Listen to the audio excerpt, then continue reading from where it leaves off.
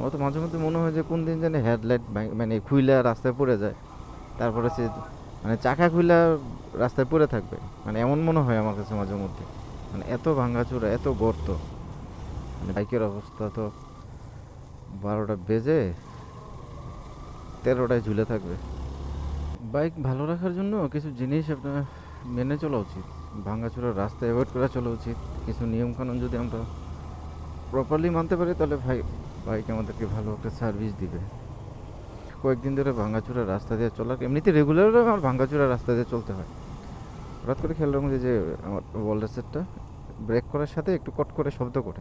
তারপরে হচ্ছে এই যে হেডলাইটটা একটু লুজ হয়ে গেছে। এখানে নাট হয়তো কোথাও, নাট নাট হয়তো তো লুজ হয়ে গেছে, টাইট দেওয়া লাগবে।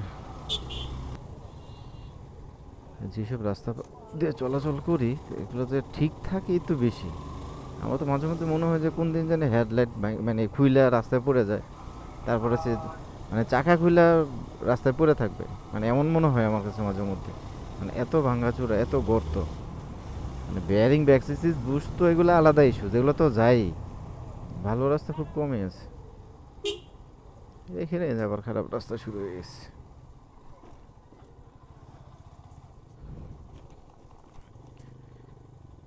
বড় বড় গর্ত, তারপর হচ্ছে রাস্তার উঁচা নিচু।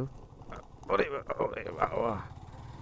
এইসব রাস্তা দিয়ে যদি আপনি রেগুলার চলাচল করেন, তাহলে আপনার বাইকের অবস্থা তো 12টা বেজে 13টায় ঝুলে থাকবে। যে কট করে শব্দ হলো এখন একটা।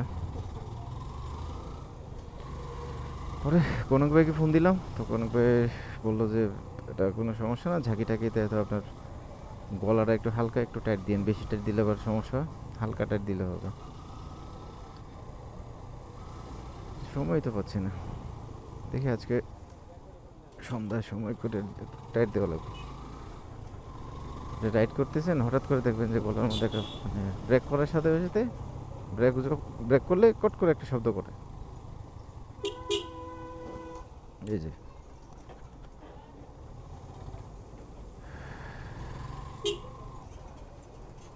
কি হলো, রাস্তার কাজ চলতেছে কারণে না, ও মাল নামাইতেছে।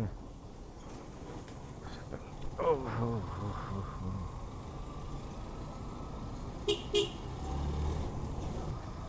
টাইট না দিলে বাইক চালায় শান্তি পাইতেছে না। তো এই জায়গাটা আজকে তো ভালো হইলো কেন বুঝলাম না। মানে এখানে তো পুরো সিরিয়াল থাকে, অটো রিক্সা, বাস, ট্রাক, হ্যান ত্যান হাবি জাবি সব সিরিয়াল। আজকে কোনো সিরিয়াল নাই, সব রানিংয়েই চলতেছে।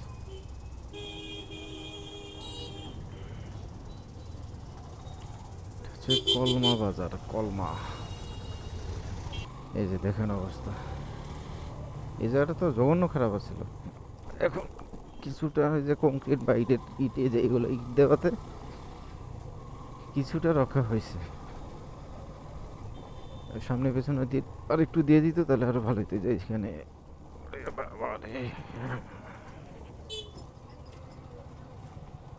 কোন দিকে যাবো,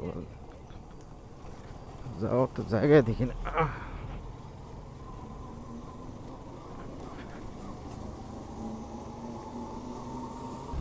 এইসব রাস্তাতে বাইক চালালে আপনার বাইকের হায়াত প্রতিদিন 3 বছর করে কমবে।